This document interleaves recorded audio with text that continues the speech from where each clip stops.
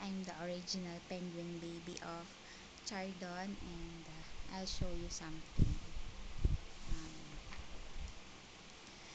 This is Papa, this is Mama, and ako to, yung penguin baby nila. So, ito yung bridge. Then, si Mama, she got there na. Winasak na po niya yung bridge. Lahat-lahat winasak na ni Mama para kay Papa. So, yun.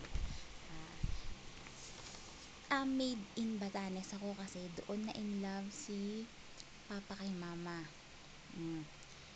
Since favorite place nila yung tent, doon na rin pumutok yung water bag ni Mama. Kaya napanganak ako sa tent. And yung birthday ko, March 3. March 3 ha, alam na.